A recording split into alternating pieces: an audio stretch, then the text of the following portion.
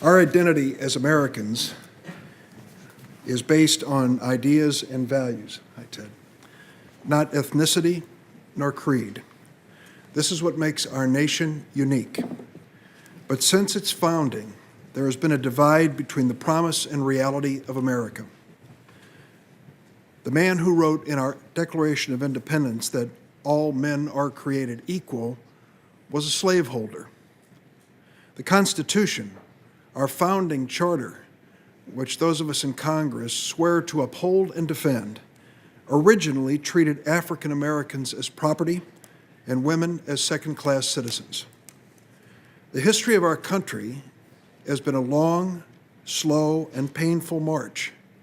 Brave men and women have fought and sacrificed, sometimes even giving their lives, in the struggle to create a more perfect union that our national charter promised. Many of us think about the greatest generation, the men and women who served our nation so valiantly in World War II. I recently read a story that's an illustration of what America was like in World War II.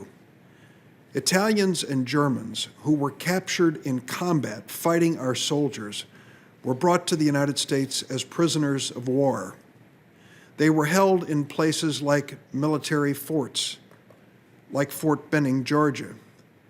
At Fort Benning, Georgia, the Italian and German prisoners of war had access to make purchases in the base exchange. African American soldiers did not have that opportunity or that access. 2.3 million Americans are incarcerated. That's triple the amount of 30 years ago. 25% for drug offenses. Whites engage in drug offenses at a higher rate than African Americans. But African Americans are incarcerated at a rate 10 times greater than African Americans for these offenses. America has changed. That same military that discriminated against African Americans back during the World War II era is now a nation with an African American commander-in-chief. The election of our first black president shows we've come a long way as a nation. But it is important to recognize and to say very clearly that there is still a challenge with racism in America, and we still have more work to do. This subcommittee has tried to look intently, not just to our past, but to our present and to our future, to examine what more needs to be done to protect civil and human rights in America. We've tried to understand in this subcommittee the human impact of the issues we debate by hearing directly from those most affected. We've given a platform to voices that are not often heard in the halls of Congress. I'd like to show a brief video to remind us all what is at stake. I don't know if we can see it here.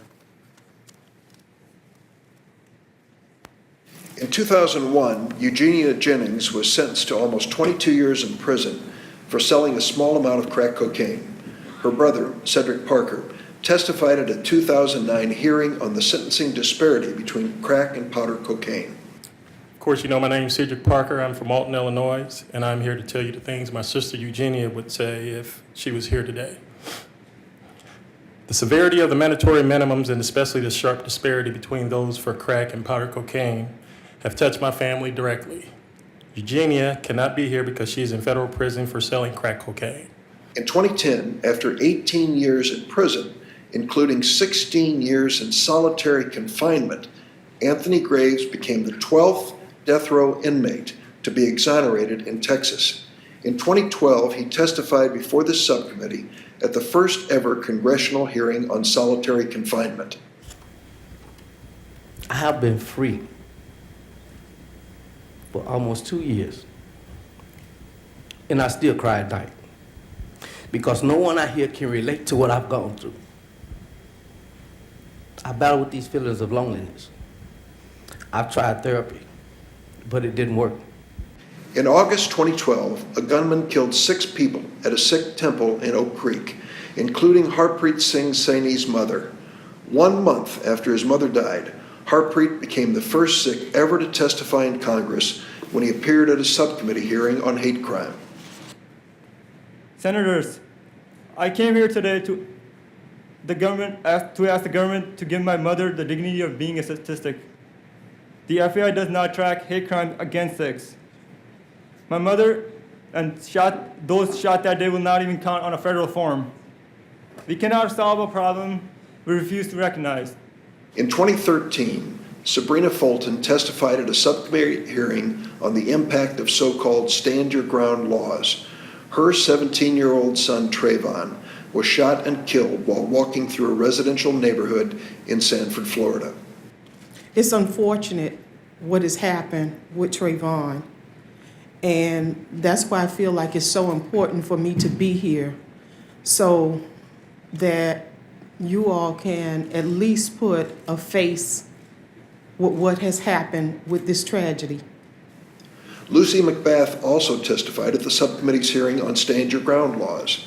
Her 17-year-old son, Jordan Davis, was shot and killed while listening to music with his friends in a car outside a convenience store in Jacksonville, Florida.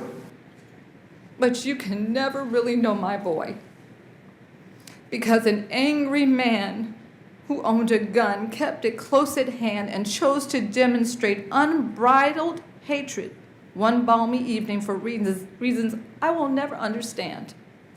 Damon Thibodeau spent 15 years in solitary confinement at Louisiana State Penitentiary before he was exonerated in 2012. In 2013, Damon testified about his experience at the subcommittee's second hearing on solitary confinement. I do not condone what those who have killed and committed other serious offenses have done, but I also don't condone what we do to them when we put them in solitary for years on end and treat them as subhuman. We are better than that. As a civilized society, we should be better than that. Patty Saylor's son, Ethan, who had Down syndrome, was killed when he was forcibly removed from a movie theater in Frederick, Maryland by 3 off-duty sheriff's deputies. Patty told Ethan's story at the subcommittee's 2014 hearing on law enforcement responses to disabled Americans. They placed him on the ground, prone restraint, put handcuffs on, and my son died of asphyxiation on that floor of that movie theater for that $10 movie ticket. Ethan was not escalated. He was not threatening. He was not in crisis.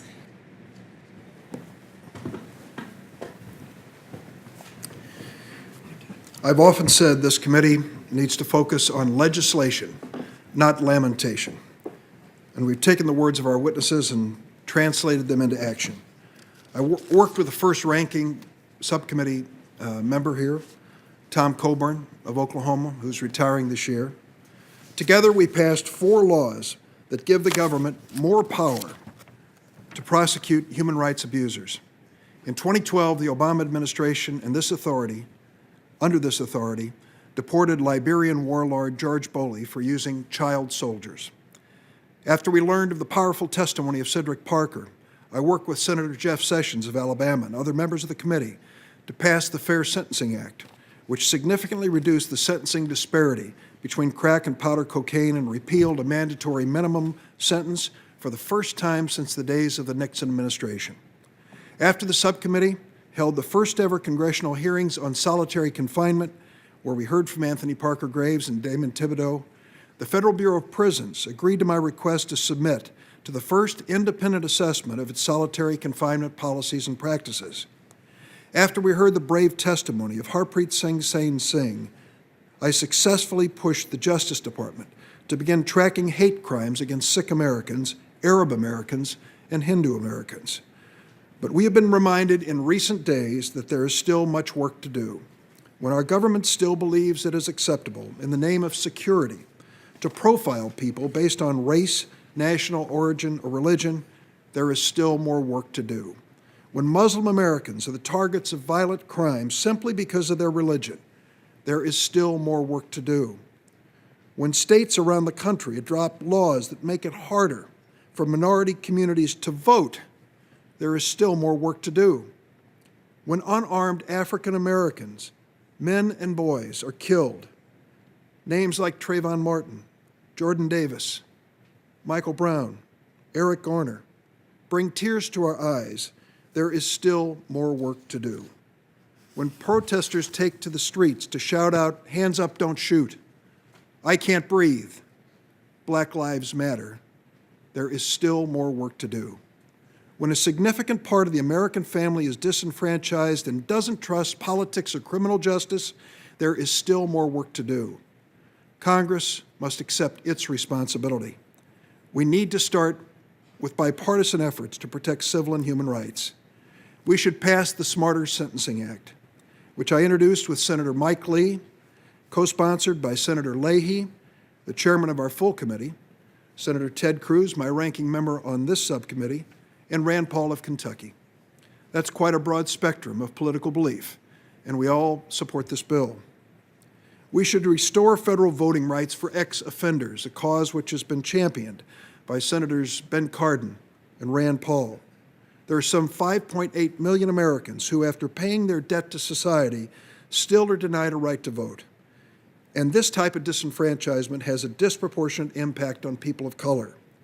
We need to pass the Voting Rights Amendments Act, which was authored by Chairman Leahy and Republican Congressman Jim Sensenbrenner. This bipartisan legislation is a response to the Supreme Court's 2013 Shelby County decision. This will be my last hearing as chairman of the subcommittee before I turn over the gavel to Senator Cruz, the incoming chairman. Clearly, there's much work to do, and I look forward to working with Senator Cruz in the 114th Congress as we continue to struggle to create a more perfect union.